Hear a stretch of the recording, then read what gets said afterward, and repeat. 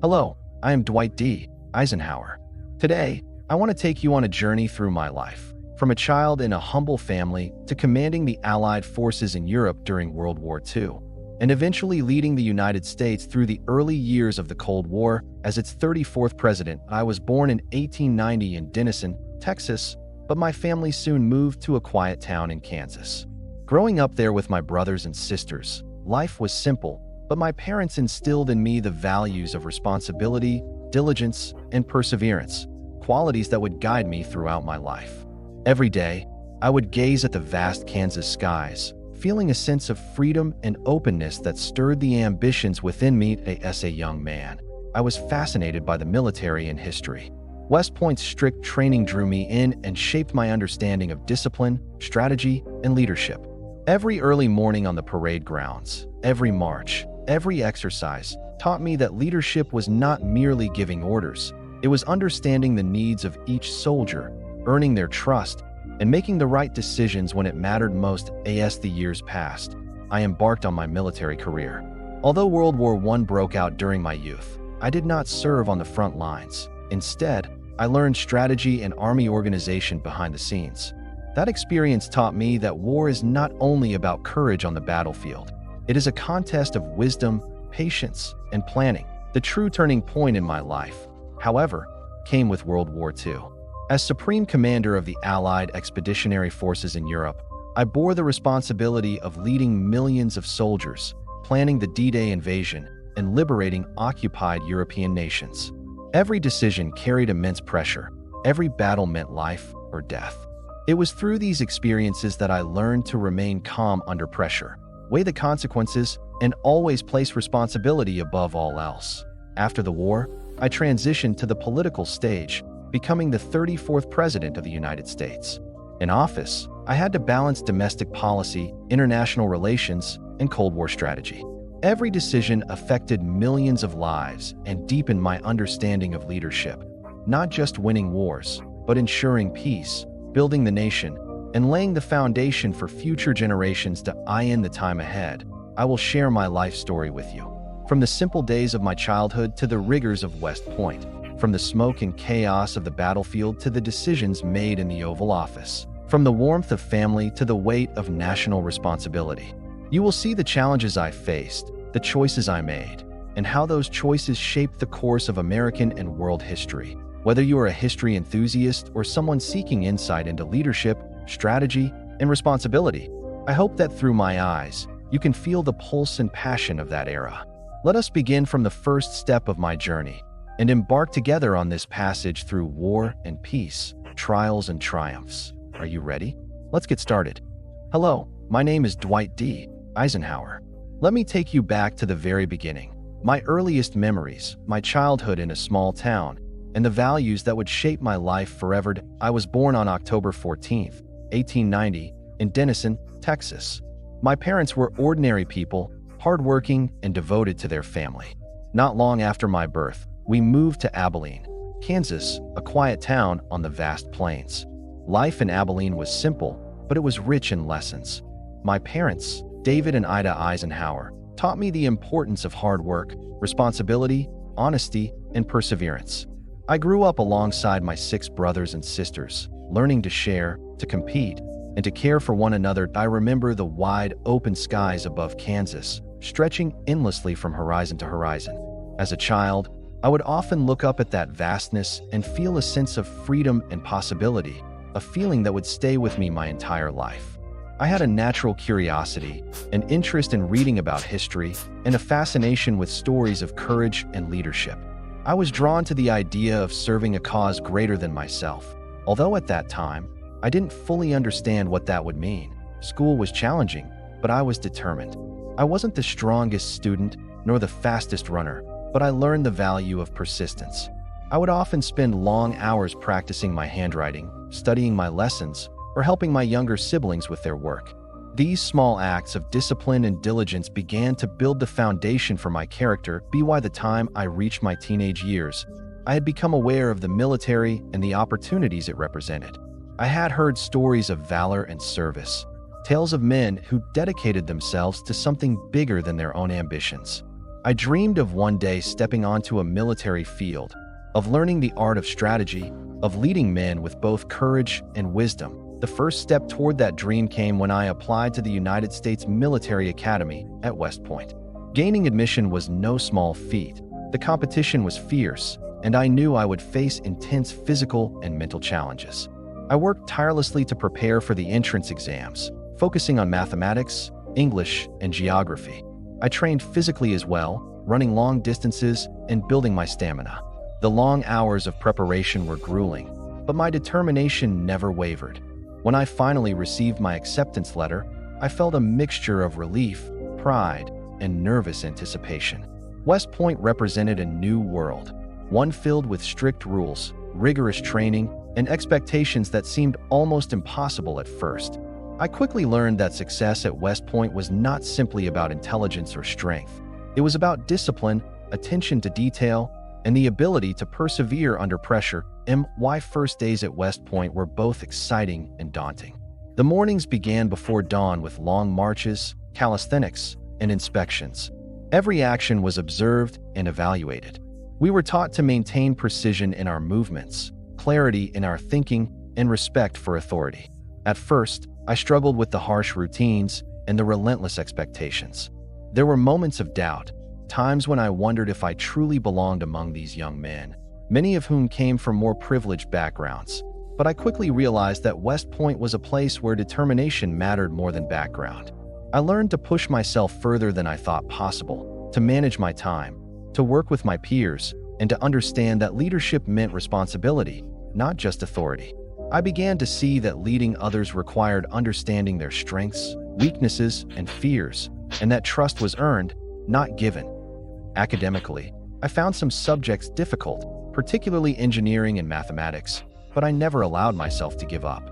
I sought help from instructors, studied late into the night, and gradually improved.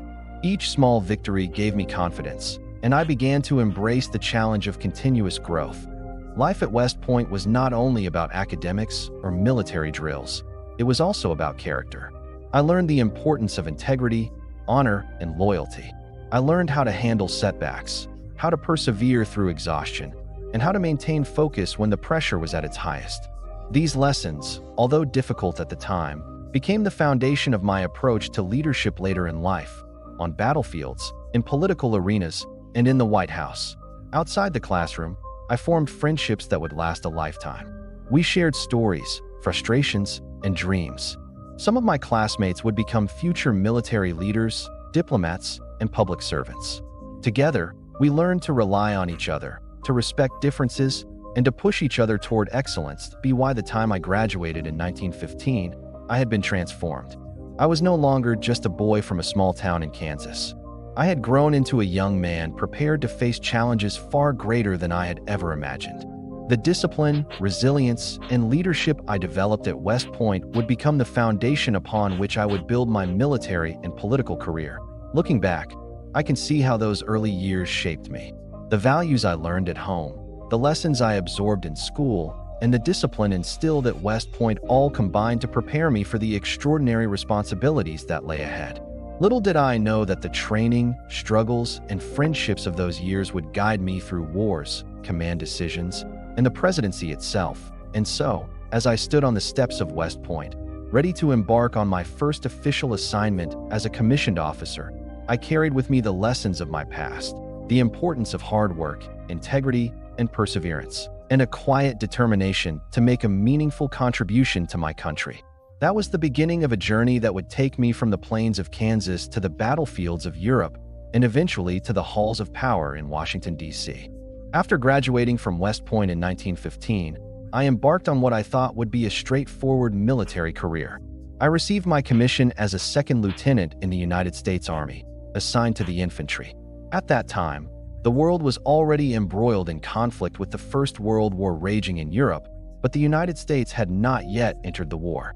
My early assignments were far from the front lines, yet they were formative in ways I could not have imagined. My first postings took me to various Army bases across the United States. I was tasked with learning the practicalities of leading men, managing resources, and understanding the logistics of military life. These were often mundane duties, training exercises, routine inspections, paperwork, but they taught me patience, attention to detail, and the importance of discipline. I realized early that leadership was not always glamorous. Often, it required quiet diligence and a commitment to doing the right thing, even when no one was watching. Although I did not see combat during World War I spent countless hours studying military strategy, tactics, and the lessons of previous wars. I pored over maps, memorized troop movements, and analyzed campaigns. I understood that preparation was as critical as action. Knowledge, foresight, and careful planning could mean the difference between victory and disaster. I often imagined myself on the battlefields of Europe, thinking about how I might lead men under fire, make split-second decisions, and face the weight of responsibility for lives that would be in my hands. In those early years, I also met and learned from many seasoned officers who would leave a lasting impact on my approach to leadership.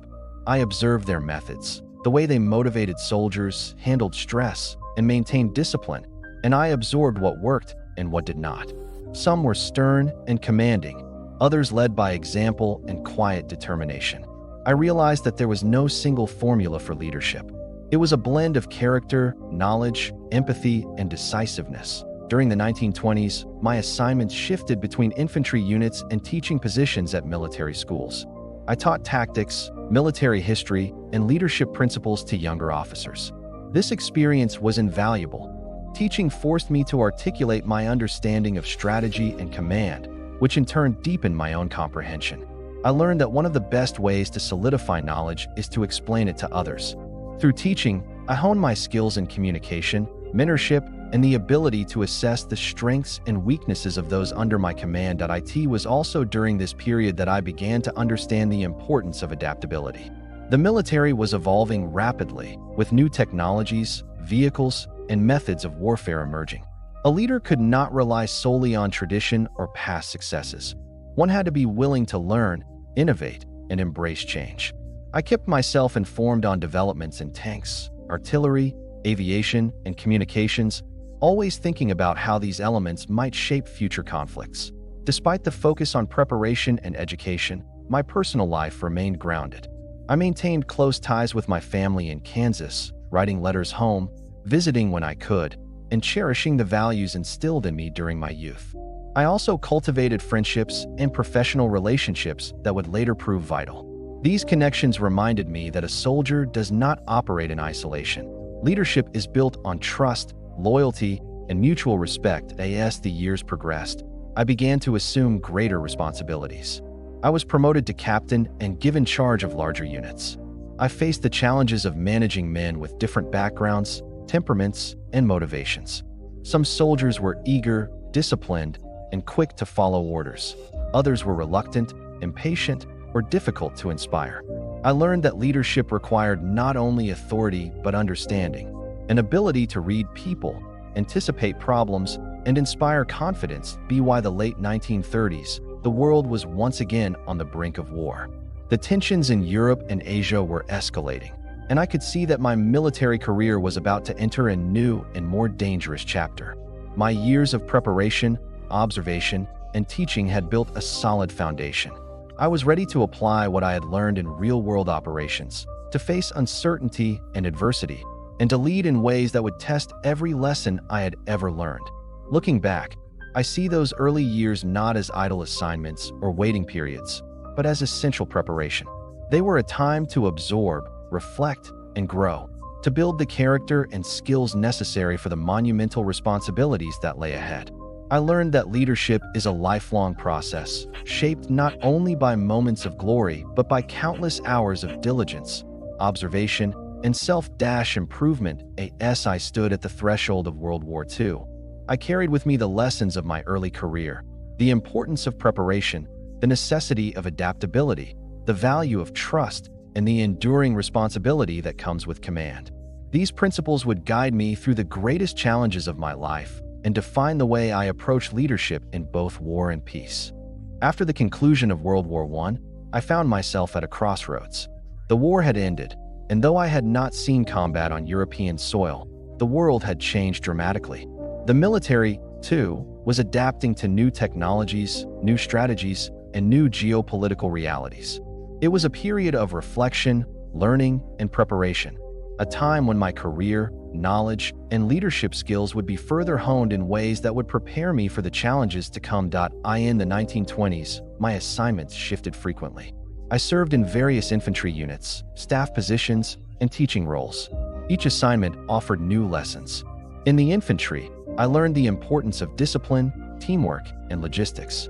Even the most basic tasks, marching, maintaining equipment, and organizing supplies, taught me the value of precision and planning.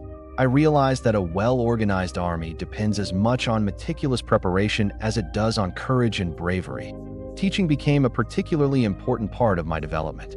I served as an instructor at military schools, guiding younger officers in tactics, leadership, and military history. Teaching was not just about imparting knowledge. It forced me to think critically about my own understanding. I had to explain complex concepts clearly and convincingly. Through this process, I learned the importance of communication, mentorship, and adaptability. I also began to see that leadership was as much about cultivating others as it was about guiding oneself. During these years, I formed friendships and professional relationships with other officers, many of whom would later rise to prominence during World War II. We shared ideas, debated strategy, and discussed military innovations. These interactions were invaluable. I learned to respect diverse perspectives, to analyze competing strategies, and to understand that leadership required not only decisiveness, but also collaboration. The interwar period also brought opportunities to study military doctrine abroad. I spent time observing armies in Europe, analyzing their organizational structures, training methods, and technological innovations. I watched closely as countries experimented with tanks, aircraft, and mechanized infantry. I took detailed notes, learning that modern warfare was rapidly evolving. The lessons I absorbed during these studies would prove essential when planning large-scale operations years later. While my professional life was advancing, my personal life was also taking shape. I married Mamie Dowd in 1916, a partnership that would sustain me through the trials of war and politics. Mamie was a source of strength, comfort, and perspective. Our life together reminded me that leadership and responsibility extend beyond the battlefield. They touch family, community, and the well-being of those we love. As the 1930s approached, the international situation grew tense. Fascist powers were rising in Europe, militarization in Asia was accelerating, and the memory of World War I cast a long shadow. Within the Army, I saw the need for innovation and readiness. I was assigned to more staff positions, focusing on planning, training, and coordination. These roles were demanding, but intellectually stimulating. I learned to think strategically on a grand scale, to anticipate challenges before they arose, and to coordinate complex operations involving thousands of men. One of the most important lessons I absorbed during this period was the necessity of adaptability. Warfare was no longer static. Mechanization, air power, and modern communications were changing the battlefield. A commander could not rely solely on tradition. One had to innovate, experiment, and think several steps ahead. I devoted myself to understanding emerging technologies and integrating them into practical military strategies. Even as I focused on preparation and study, I never lost sight of the human element of leadership. I understood that every decision, whether in training exercises, organizational planning, or later in combat, affected the lives of the men under my command. I strive to lead with fairness, empathy, and clarity, recognizing that trust and morale were as critical as any strategy or weapon. By the late 1930s, I had assumed more responsibility within the Army, serving on key planning staffs and preparing for potential conflict. The world was on the brink of war again, and I felt the weight of what lay ahead. All the lessons from my early career, the discipline of West Point, the patience of routine assignments, the analytical skills from teaching, and the strategic understanding gained from observation abroad were coming together. I was ready to apply them on a much larger stage. Looking back, those interwar years were not idle or unremarkable. They were a time of building, of reflection, and of preparation. I learned to combine knowledge with judgment, planning with decisiveness, and discipline with empathy. These were the qualities that would later define my command of the Allied forces in Europe and my approach to leadership as President of the United States. As I watched the storm clouds gathering over Europe, I knew that the moment to test these lessons was approaching. The peace we had struggled to maintain was fragile, and the world would soon demand that I take responsibility in ways I had only been preparing for. Little did I know, the decisions and experiences of these years between wars would directly shape the strategies, choices, and challenges of the greatest conflict I would ever face. By the late 1930s, the world was changing rapidly, and I could feel the tension building in the air. Europe was tense, with Germany rearming under Hitler's leadership, Italy pursuing expansion under Mussolini, and Japan extending its influence in Asia. The United States was still officially neutral, but it was clear that war might soon engulf the globe once again.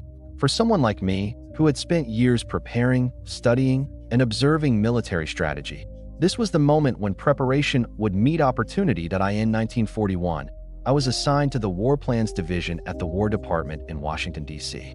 This was a critical role. My job was to help shape the strategic direction of the U.S. Army, to anticipate potential conflicts, and to prepare for the logistical and operational challenges that large-scale war would inevitably bring.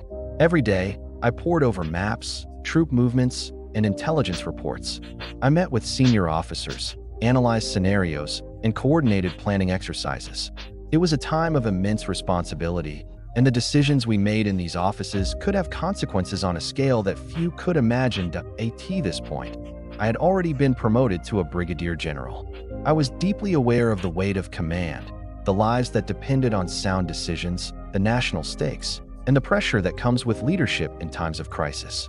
I began to understand more clearly that leadership was about clarity of thought, calm under pressure, and the ability to inspire confidence in those around you. Soldiers, fellow officers, and political leaders alike would look to me for guidance, and I had to be ready to meet those expectations. The attack on Pearl Harbor on December 7, 1941, changed everything.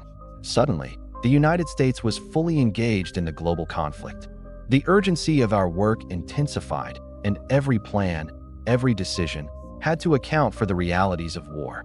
I was moved into roles that demanded rapid, strategic thinking and the coordination of complex operations across multiple theaters. My experience in planning and staff work became invaluable. I was tasked with coordinating large-scale troop movements, preparing deployment schedules, and ensuring that logistics and supplies were ready for the forces that would soon be sent abroad. Each of these tasks required meticulous attention because even a minor mistake could cost lives on the battlefield. I quickly learned that strategy was not only about tactics. It was about preparation, timing, and foresight. In early 1942, I was promoted to Major General and placed in charge of the newly formed Army Ground Forces. My responsibility was enormous, training and preparing a vast number of troops for deployment overseas. I visited bases, inspected training programs, and evaluated officers and soldiers alike. I wanted to ensure that every man under my command would be ready to face the challenges of modern warfare, equipped not just with weapons, but with knowledge, confidence, and morale. These were intense and challenging years. I worked tirelessly, often around the clock, balancing meetings, inspections, planning sessions, and correspondence. There were moments when the pressure felt overwhelming, yet I reminded myself that leadership was about steadiness.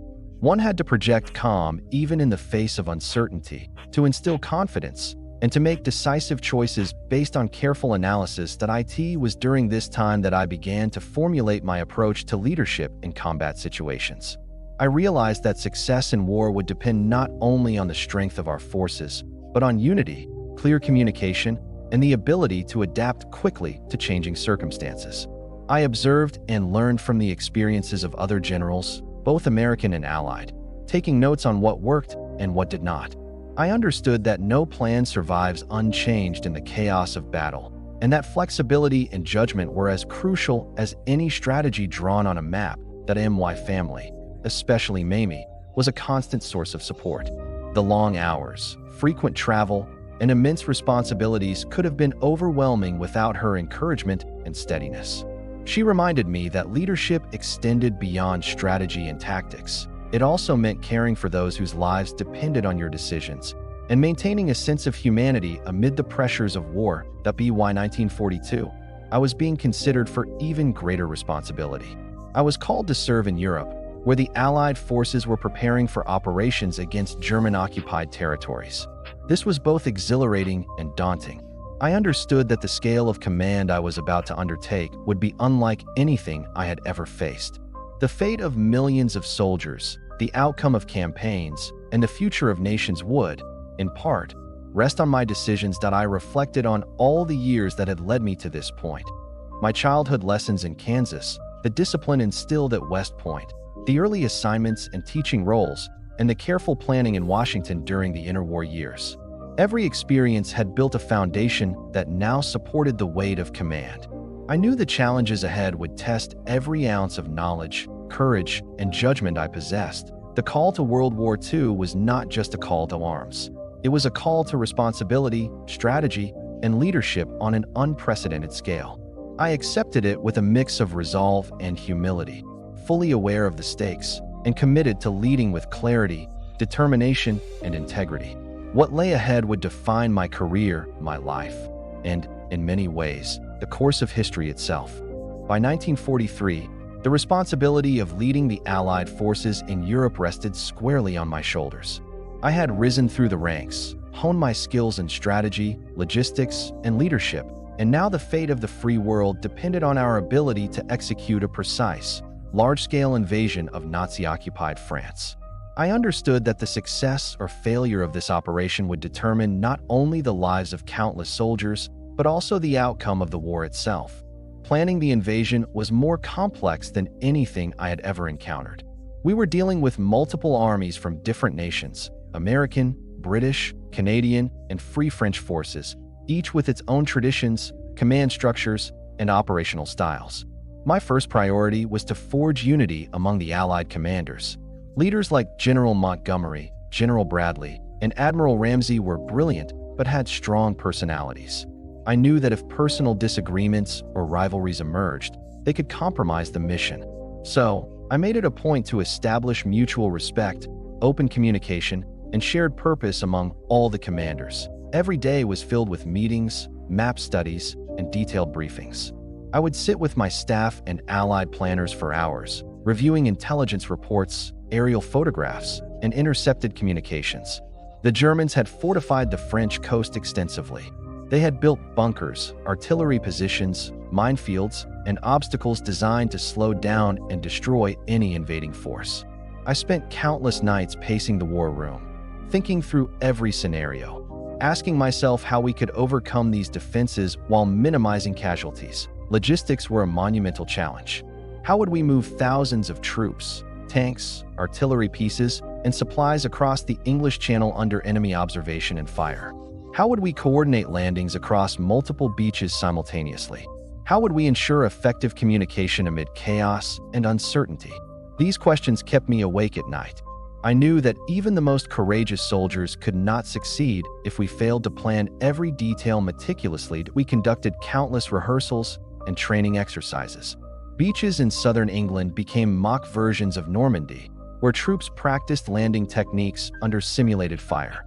I personally observed many of these exercises, noting what worked and what needed improvement. I talked to soldiers, listened to their concerns, and encouraged them to ask questions. I wanted every man to feel confident in the plan, because confidence, discipline, and trust could not be underestimated when facing enemy fire. One of the most delicate aspects of planning was timing. Weather, tides, and moonlight all played critical roles in the success of the invasion.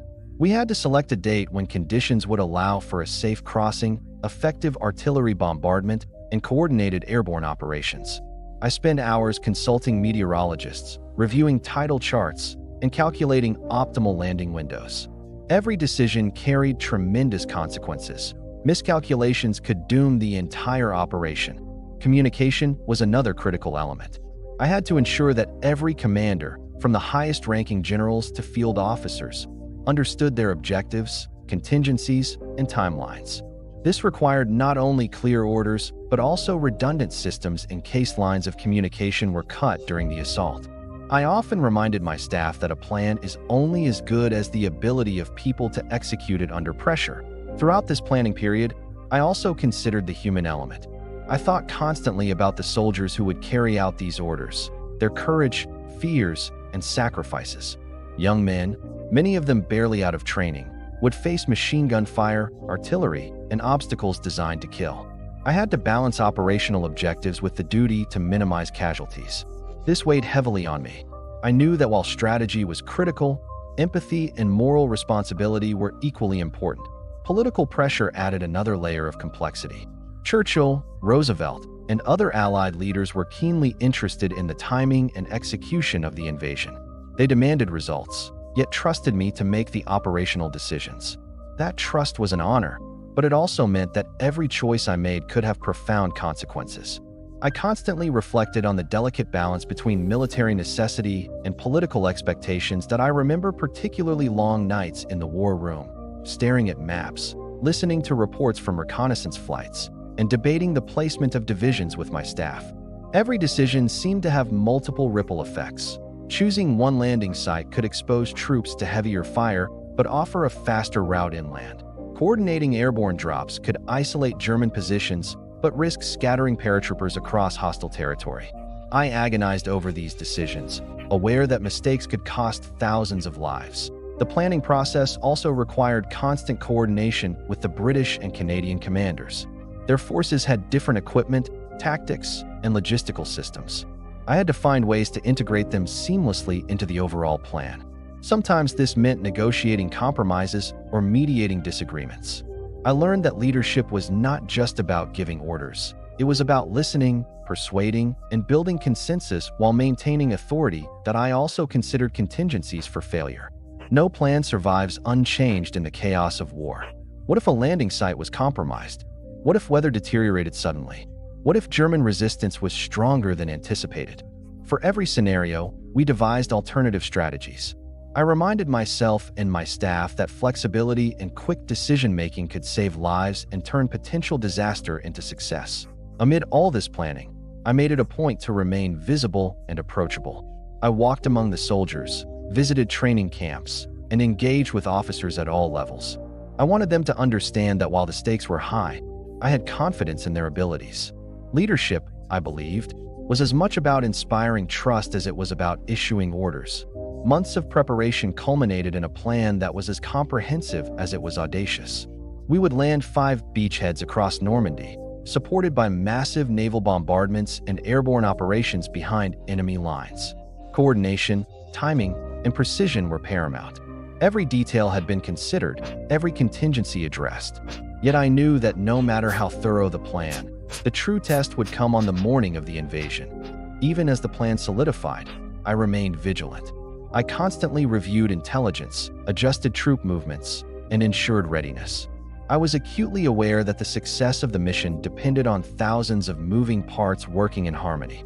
My responsibility was to guide, to coordinate, and to anticipate problems before they arose.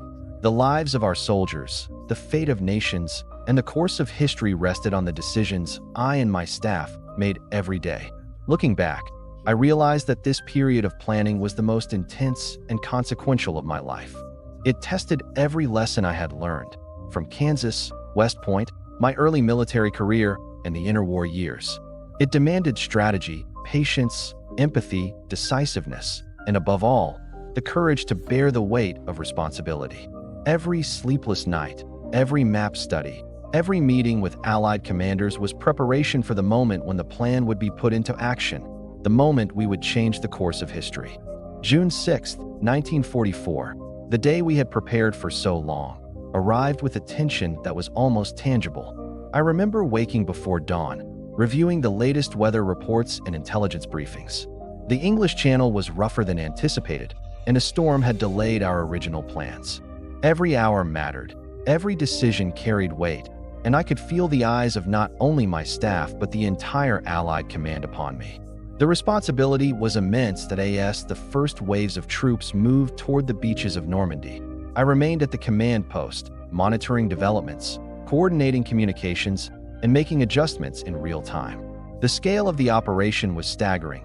Thousands of soldiers, tanks, artillery, and ships all moving simultaneously across miles of coastline under enemy observation. I had to trust that our planning, rehearsals, and preparation would guide these men safely. Even as chaos inevitably unfolded, reports began to arrive from the front lines. Soldiers were wading through cold, choppy waters under relentless fire. Tanks were struggling to traverse obstacles, and artillery bombardments were both critical and dangerous. I felt a mixture of fear, pride, and awe. These young men, many barely trained for combat, were executing orders with bravery I could scarcely comprehend. I thought of their families, their hopes, and the enormous sacrifices they were making for a cause greater than themselves. The early hours were chaotic. Some landing units encountered heavier resistance than anticipated, while airborne troops were scattered far from their drop zones. I had to make immediate decisions: where to redirect reinforcements, which objectives to prioritize, and how to maintain coordination amid uncertainty. I reminded myself that hesitation could be far more costly than decisive action. Every choice mattered, but I also kept in mind the human cost. Casualties were already occurring, and the thought of young lives lost weighed heavily on me. I reflected on every lesson I had learned in my life: preparation, discipline, empathy, leadership under pressure, and applied them to every decision. I knew that courage alone was not enough. Strategy, timing, and adaptability were equally critical. By mid-morning, the beachheads began to stabilize. We had managed to secure key points along the coastline, and the troops started moving inland. Our meticulous planning, coordination, and relentless rehearsals were paying off, though not without cost. I communicated constantly with commanders on the ground, adjusting plans to exploit gains, reinforce positions, and respond to unexpected German resistance. The liberation of towns and villages began almost immediately. As we pushed inland, French civilians emerged from hiding, offering gratitude, hope, and, in many cases, assistance. The sight of liberated communities reinforced the purpose of our mission. Every street secured, every village freed, reminded me that this was not just a military campaign. It was a moral struggle to restore freedom to a continent under tyranny. Over the next weeks, the campaign intensified. We faced fierce resistance in some areas and opportunistic breakthroughs in others. I traveled frequently, visiting command posts, observing operations, and meeting soldiers. I wanted to understand firsthand the challenges they faced, to inspire confidence, and to ensure that my orders were practical and effective. Leadership, I knew, required presence as well as strategy. The coordination with Allied commanders was critical throughout the campaign. We were operating across a vast theater, with multiple armies, navies, and air forces. Communication was never simple. I relied heavily on my staff, on liaison officers, and on the courage and judgment of subordinate commanders. We learned to adapt quickly, improvising solutions when plans met the harsh reality of combat.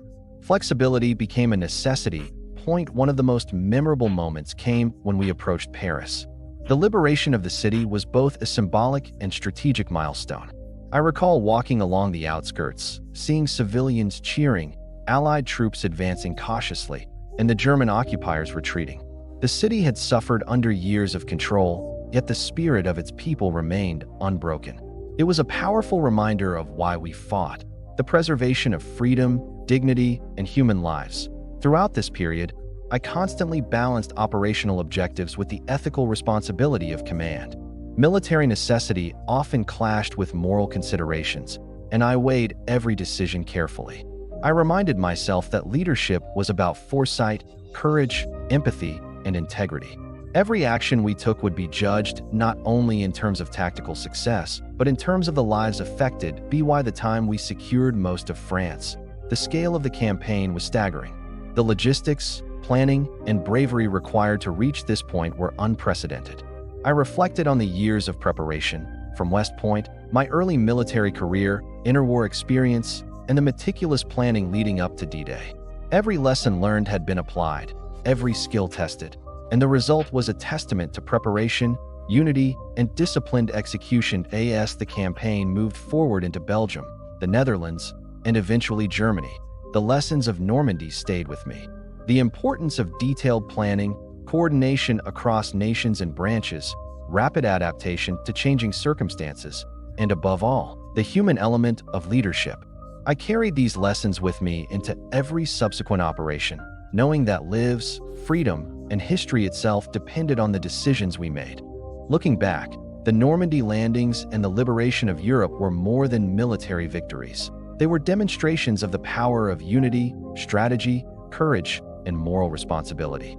They tested everything I had learned in my life, challenged my judgment under extreme pressure, and shaped my understanding of leadership forever. The experiences of those weeks would remain with me for the rest of my life, guiding not only my military decisions, but also my approach to leadership in the post-war world. The guns had finally fallen silent in Europe. After years of planning, struggle, and sacrifice, victory was ours. Yet, as I looked out over the devastated cities and landscapes, I realized that the end of the fighting was only the beginning of another enormous challenge: rebuilding a continent shattered by war. The streets were filled with rubble, governments were in disarray, and millions of civilians were displaced. It was a time of tremendous uncertainty and tremendous responsibility. As Supreme Commander of the Allied Expeditionary Forces, I had led men through battle, but now I had to think about peace, stability, and reconstruction. The challenges were immense. How could we restore essential services, food, water, and electricity, while also ensuring that political systems could function and that former enemies could coexist peacefully? I had to shift from planning military operations to coordinating civil administration, humanitarian aid, and the establishment of law and order. One of the most critical tasks was coordinating with both military and civilian authorities. I worked closely with the governments of liberated countries, particularly France, Belgium, and the Netherlands, to re-establish governance and infrastructure. I also liaised with the United States, the United Kingdom, and the Soviet Union, trying to balance competing priorities while promoting stability. Every decision had to consider both short-term relief and long-term reconstruction. Rebuilding Europe required more than logistics. It required diplomacy, patience, and vision. I observed the emerging tensions between former allies, recognizing the seeds of what would become the Cold War. I realized that ensuring lasting peace would depend not only on military security, but on fostering cooperation and trust among nations that had recently been at war. Leadership in this context was as much about persuasion and negotiation as it was about command. During this period, I was deeply involved in planning for the future security of Europe. The idea of a unified, coordinated defense among Western nations was gaining traction. I became involved in early discussions that would eventually lead to the creation of NATO, the North Atlantic Treaty Organization. The challenge was unprecedented: how to design an alliance that could deter aggression, integrate military forces from multiple nations, and balance national sovereignty with collective defense. In my new role, I emphasized coordination, joint training, and clear command structures. I visited military bases, reviewed strategic plans, and worked with officers from different nations to ensure that we could act effectively in the event of conflict. I stressed the importance of trust, clear communication, and mutual understanding. The lessons I had learned during World War II, unity, preparation, adaptability, and leadership under pressure, were now being applied to maintaining peace and security at the same time. I also had to consider the human dimension. Soldiers, civilians, and governments alike were adjusting to the post-war world. Refugees needed resettlement, displaced families needed assistance, and societies needed guidance in rebuilding civil institutions. I took these responsibilities seriously, believing that true leadership meant caring for the lives and well-being of the people affected by our decisions. Personally, this was a time of reflection. I thought often about the men I had commanded, the sacrifices they had made, and the victories we had achieved. Yet I also recognized that my role was evolving. From commanding troops on the battlefield, I had moved to shaping international institutions, guiding reconstruction efforts, and laying the groundwork for long-term stability. The skills required were different, but the principles remained the same: discipline, preparation, empathy, and clarity of purpose. The creation of NATO in 1949 marked a turning point. I was appointed as the first Supreme Allied Commander Europe, tasked with organizing and unifying forces from multiple nations into a coherent defensive alliance. This required diplomacy, vision, and a deep understanding of military strategy. I traveled extensively, met with political and military leaders, and worked tirelessly to ensure that the alliance could function effectively while respecting the sovereignty and traditions of each member nation. Building NATO was a lesson in patience, persistence, and collaboration. There were disagreements, competing priorities, and logistical challenges, but I remained focused on the overarching goal: collective security for the free world. I drew upon every lesson I had learned in my life, from my early years in Kansas to West Point, to my military campaigns to D-Day, because leadership in this new era required a balance of strategy, diplomacy, and moral responsibility. Reflecting on this period, I realized that victory in war was only part of the story. True leadership extends beyond the battlefield. It requires foresight, vision, and the ability to shape institutions that preserve peace, protect freedom, and ensure stability.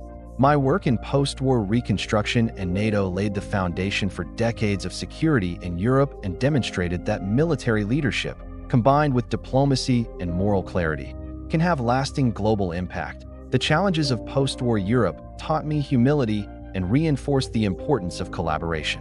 I learned that even the most experienced commander cannot achieve success alone.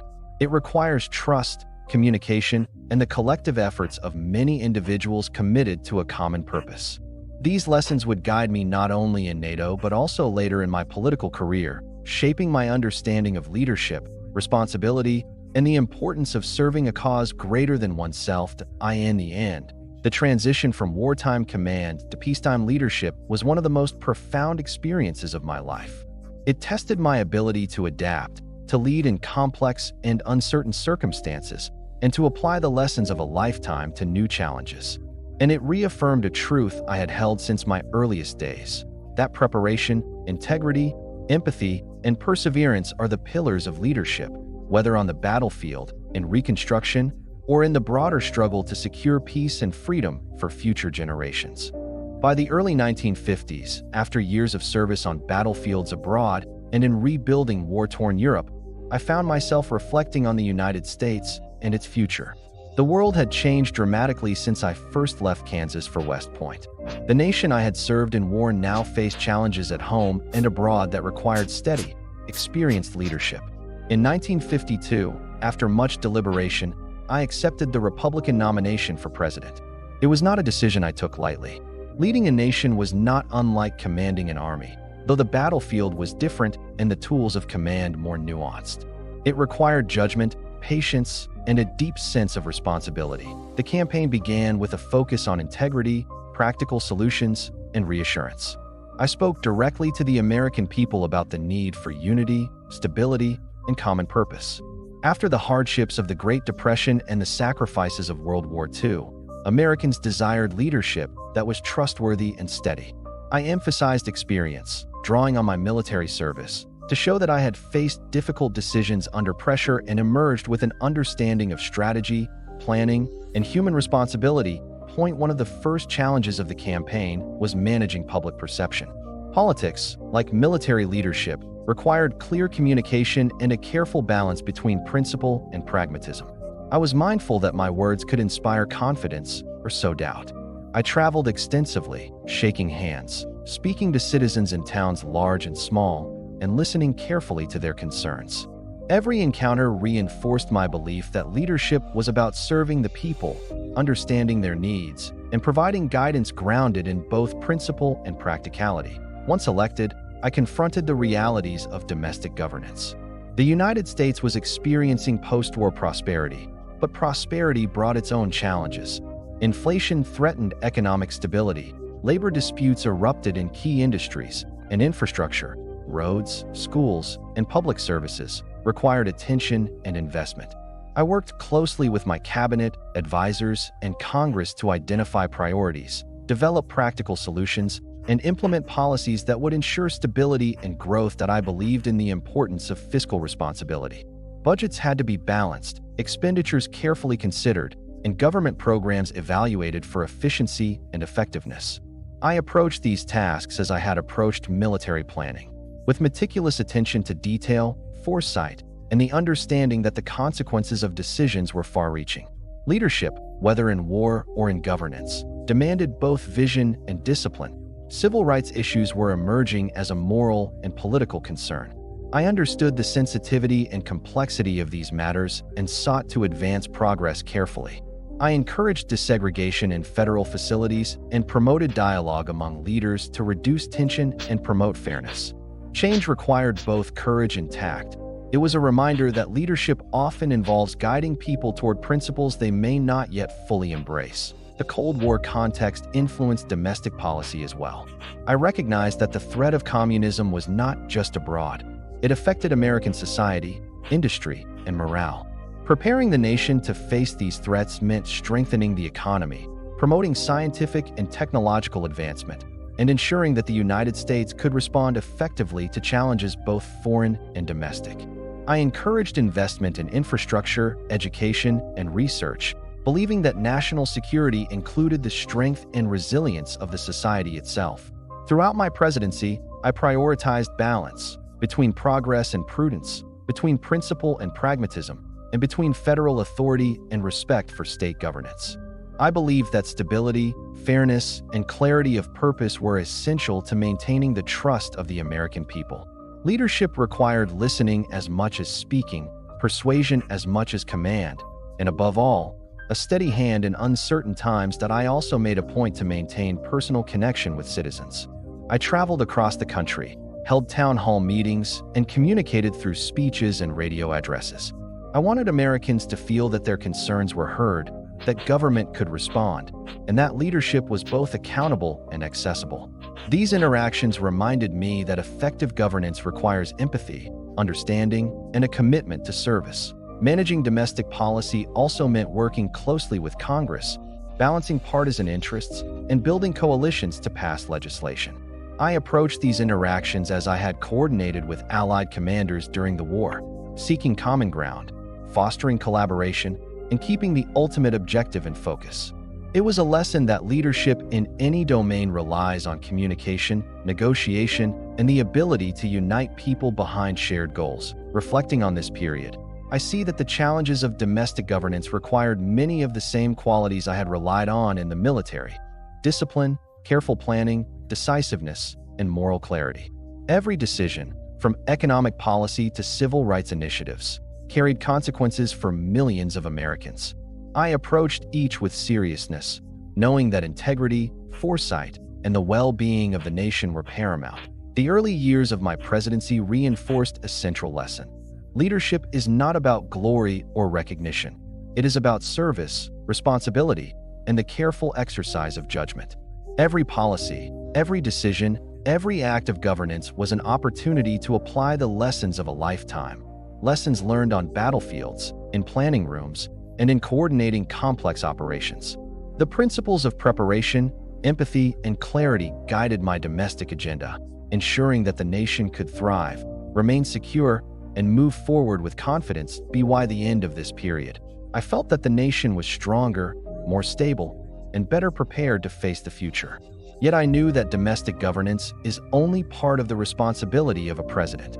The international stage required equal attention, foresight, and strategy, a challenge that would define the next chapter of my presidency. By the time I took office, the world had entered a new and dangerous era. The guns of World War II had fallen silent, but the threat of conflict remained. The Soviet Union, once our ally, was now a potential adversary, expanding its influence across Eastern Europe and beyond. The Cold War was emerging, and with it, a new kind of tension, one that was ideological, political, and nuclear. I understood immediately that my responsibilities extended far beyond domestic policy. The safety and stability of the free world depended on careful, decisive leadership. The Korean War presented one of the first tests of this new reality. I inherited a conflict that was costly and complex. American forces were engaged in a struggle on the Korean Peninsula, facing well-equipped communist armies. My priority was clear: achieve a ceasefire, restore stability, and prevent the conflict from escalating into a wider war with China or the Soviet Union. I drew heavily on my military experience, weighing both strategic and political considerations. Every move had consequences that could extend across continents. Diplomacy was as crucial as military readiness. I held frequent meetings with military advisors, diplomats, and foreign leaders. I worked closely with United Nations representatives, coordinating support for Korea while avoiding actions that might trigger global escalation. I recognized that restraint, combined with strength, was essential to managing conflicts in this tense environment. Overreaction could be as dangerous as inaction. Meanwhile, I focused on strengthening alliances in Europe. NATO, though still relatively new, was central to our strategy. I emphasized joint training exercises, coordinated planning, and interoperability among forces from multiple nations. I traveled extensively, meeting with leaders from Britain, France, Germany, Italy, and other member states. Each meeting required patience, tact, and clarity. The lessons I had learned during World War II, coordination among diverse forces, trust building, and strategic foresight, were now being applied on a diplomatic scale that I also prioritized the nuclear dimension of international relations. The United States possessed unprecedented destructive power, and the responsibility of managing this capability weighed heavily on me. I worked closely with military leaders, scientists, and advisors to ensure that our nuclear arsenal was a credible deterrent while minimizing the risk of accidental or hasty use. I was acutely aware that the existence of such weapons demanded careful judgment and moral responsibility. Throughout my presidency, I navigated tense moments that could have escalated into catastrophe. The Soviet Union was testing both our resolve and our ability to coordinate with allies. I had to carefully balance firmness with diplomacy, showing strength where necessary, but avoiding provocations that could spiral out of control.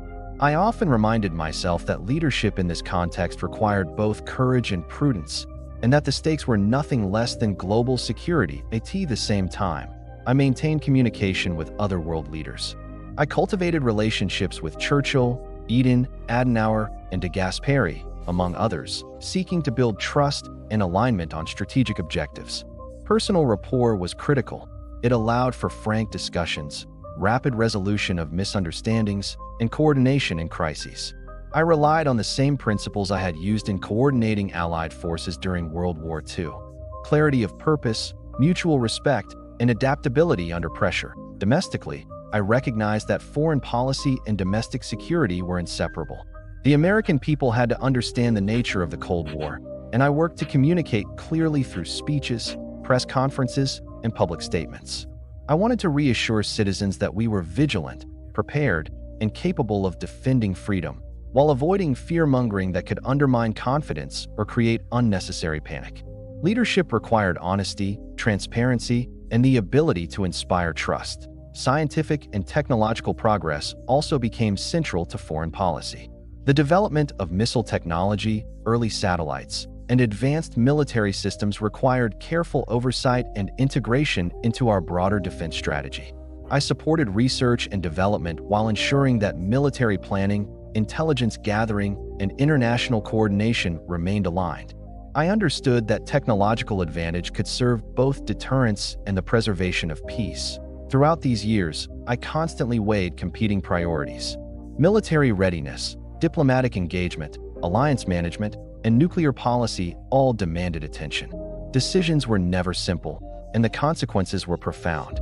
I drew upon every lesson I had learned, from the battlefields of Europe to post-war reconstruction, to guide my choices. Flexibility, preparation, and moral responsibility were essential. Looking back, the challenges of foreign policy during my presidency taught me the delicate balance of power, diplomacy, and leadership. I learned that sometimes restraint is more powerful than action, that alliances are strengthened through cooperation and trust, and that the credibility of a nation rests on both its capabilities and the integrity of its leadership. Every choice had to be weighed carefully, knowing that the fate of nations, and indeed, the stability of the world, could hinge on decisions made in the Oval Office. By the end of this period, I felt that the United States had navigated the early years of the Cold War with stability and credibility. We had strengthened alliances, managed conflicts prudently, and maintained a posture that deterred aggression. Yet I knew that the work of leadership is never complete. Foreign policy is a continuous endeavor, requiring vigilance, foresight, and a commitment to principles that uphold freedom and security for generations to come. As my presidency approached its conclusion in 1961, I found myself reflecting on the responsibilities I had carried, the decisions I had made, and the lessons I had learned over a lifetime of service. From the quiet plains of Kansas to the battlefields of Europe, from the corridors of military command to the Oval Office, My life had been shaped by the demands of leadership, the weight of responsibility, and the pursuit of the greater good. Presidency is unlike any other form of leadership I had experienced. In the military, decisions often had immediate tactical consequences. In diplomacy, they could ripple across nations. In domestic governance, every policy, every law affected millions of citizens in ways both seen and unseen. I understood that the office demanded careful judgment, moral clarity, and the ability to balance principle with pragmatism. Every choice mattered, and the consequences could endure for decades. Looking back on my domestic agenda, I take pride in the progress we achieved. Economic stability was maintained, budgets were managed responsibly, and infrastructure development advanced. We addressed social issues with careful attention to fairness and equity, promoting civil rights initiatives while navigating the political realities of the time. I sought to build a government that was both efficient and principled, that served the people with integrity, and that inspired confidence in the institutions of democracy. Foreign policy, of course, was an equally defining aspect of my presidency. The Cold War presented constant challenges: ideological confrontation, military tension, and the ever-present shadow of nuclear weapons. I relied on the lessons of my military career: coordination, preparation, strategic thinking, and adaptability to navigate these dangers. Strength, prudence, and diplomacy were my guiding principles, and I worked tirelessly to maintain alliances, deter aggression, and protect the security of the United States and its partners. One of my proudest accomplishments was the strengthening of NATO and the demonstration that unity among democratic nations could provide security and stability. It was a vivid reminder that leadership is rarely solitary. It is built on trust, collaboration, and shared purpose. The bonds we forged during my presidency helped shape the security of Europe for decades to come, and I am grateful for the opportunity to have contributed to that enduring legacy. Throughout my presidency, I sought to lead with integrity, clarity, and humility. I recognized that public service is a profound responsibility, and that every action, every speech, and every decision contributes to the example set for future generations. Leadership is not measured solely by accomplishments or accolades. It is measured by the trust inspired, the principles upheld, and the positive influence left behind. That I often reflected on the lessons of my military career and how they informed my presidency. The importance of preparation, discipline, and adaptability was as relevant in the Oval Office as it had been on the battlefield. I understood that clear communication, careful coordination, and empathy were critical to success, whether commanding troops, negotiating with world leaders, or guiding a nation. Leadership is not just about strategy. It is about people, their hopes, fears, and aspirations, and the responsibility to serve them with wisdom and integrity. The moral dimension of leadership was never far from my mind. Decisions made in moments of crisis, whether in war or governance, carry profound consequences. I strove to balance pragmatism with principle, firmness with compassion, and decisiveness with reflection. History, I knew, would judge both the outcomes and the manner in which they were achieved. I hoped that my example would demonstrate that it is possible to lead effectively while remaining true to ethical convictions. Legacy, I realized, is not something one plans. It is something one earns through consistent action and steadfast service. I hoped that my presidency would be remembered not only for policy achievements or international successes, but also for the steadiness, fairness, and moral responsibility with which I approached the office. Leadership is a torch passed from one generation to the next, and it is our duty to ensure that it illuminates the path for those who followed. In reflecting on my life, I also think of the personal sacrifices that leadership entails. Public service often demands time away from family, personal comfort, and private pursuits. Yet the rewards of service, seeing progress achieved, witnessing freedom preserved, and contributing to the greater good, are immeasurable. The lessons learned, the friendships forged, and the positive impact made are the true measures of a life dedicated to service. That I hope that future leaders will draw inspiration from the principles that guided me: preparation, integrity, empathy, discipline, and the courage to act in the service of others. The challenges of governance, like the challenges of command, are never simple, and they require both wisdom and resolve. Yet I have faith that with dedication and moral clarity, it is possible to navigate even the most complex circumstances effectively and honorably. As I look back on my journey, from Kansas to West Point, from the battlefields of Europe to the highest office in the land, I see a life defined by responsibility, service, and a commitment to something greater than oneself.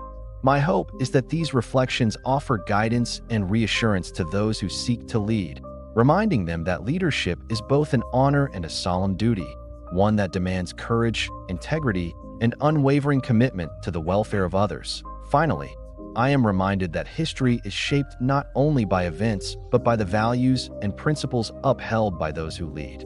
I have sought to lead with steadiness, foresight, and moral responsibility, striving to leave the nation stronger, safer, and more unified than I found it. It is my hope that this legacy, built on service, prudence, and integrity, will endure and inspire future generations to act with courage, wisdom, and dedication in the pursuit of a better world. When I left the White House in January of 1961, I felt a mixture of relief, reflection, and continued responsibility. Serving as President of the United States had been the greatest honor of my life, but also the heaviest burden I had ever carried. Retirement did not mean idleness. Rather, it offered an opportunity to reflect, to advise, and to witness the nation I had devoted my life to serving continue forward. The first months after leaving office were a time of adjustment. For decades, my days had been filled with decisions that affected millions, with schedules so packed that even brief pauses were rare. Suddenly, I had time to read, write, and spend long hours in thought.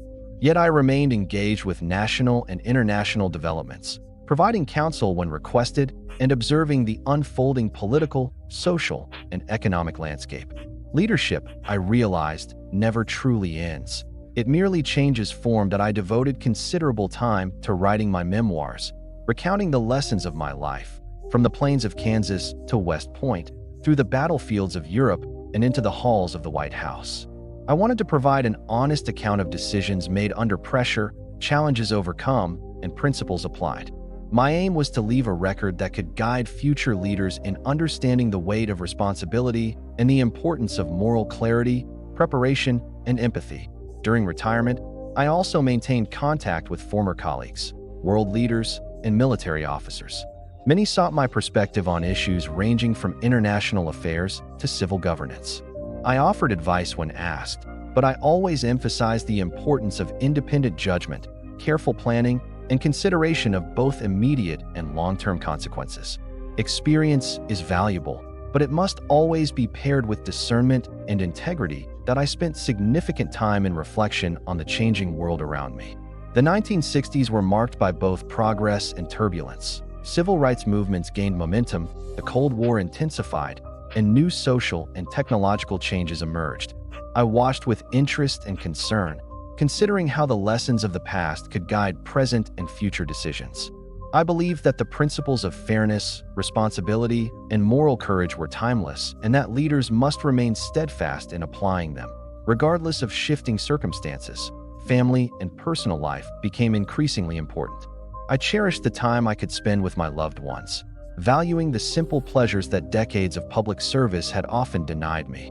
The balance between duty and personal connection had always been challenging, and retirement allowed me to reconnect deeply with family and friends. These moments of quiet reflection reinforced the understanding that a leader's life is enriched not only by accomplishments, but by the relationships nurtured along the way. Health was another consideration. Years of constant activity and the pressures of leadership took their toll, and I became more attentive to my well-being. Exercise, moderation, and careful attention to diet and rest were necessary to sustain both mind and body. I recognized that a leader must maintain personal discipline even in retirement, setting an example through self-care and mindfulness. That I also continued to engage with public life in measured ways. Invitations to speak, attend ceremonies, and participate in national events allowed me to remain connected to the country I had served. I often addressed audiences on the lessons of leadership, the importance of civic responsibility, and the value of preparation and integrity. These engagements were opportunities to inspire and guide, rather than to seek attention or influence policy directly. One of the profound reflections of retirement was witnessing the long-term impact of decisions made decades earlier. Observing how NATO had developed, how the United States maintained its position as a global leader, and how domestic policies had evolved offered a sense of continuity and fulfillment. Leadership is rarely about immediate recognition. It is about laying foundations that others will build upon and ensuring that institutions remain strong and principled. That I also considered the broader meaning of service. My life had been defined by the idea that leadership is a responsibility, not a privilege.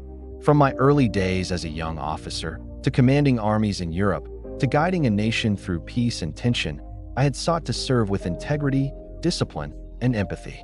Retirement provided the space to reflect on these principles, to pass them on through counsel and example, and to consider how future generations might uphold them. In quieter moments, I reflected on the nature of history itself. Events are often shaped by individuals, yet the principles guiding those actions endure far longer.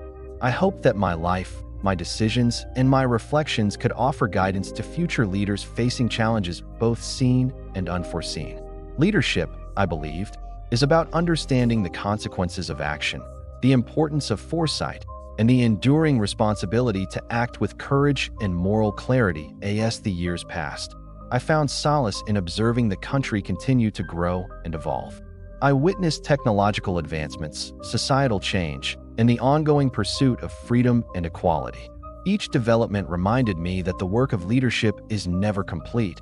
It is a continuous effort, a relay passed from one generation to the next. My role was to ensure that the baton was carried responsibly, and that the example set was worthy of trust and respect. Ultimately, retirement offered both reflection and perspective. I considered the arc of my life, the challenges faced, and the lessons learned. I was grateful for the opportunity to serve, to lead, and to contribute to the security, stability, and progress of my country and the free world. I hope that my experiences, observations, and reflections would inspire others to lead with courage, integrity, and compassion. Looking back, I see a life dedicated to service, through military command, presidential leadership, and continued guidance in retirement. I recognize that my accomplishments were the result of collective effort, discipline, and collaboration. Leadership is not a solitary endeavor. It is forged in the trust, competence, and courage of those who serve alongside you. As I reflect on my later years, I am comforted by the knowledge that I remained true to the principles that had guided me throughout my life: preparation, responsibility, integrity, empathy, and steadfast service. Retirement was not an end, but a continuation of these principles in a quieter, contemplative, yet meaningful form. It allowed me to witness the enduring value of leadership rooted in principle and the ongoing importance of serving a cause greater than oneself.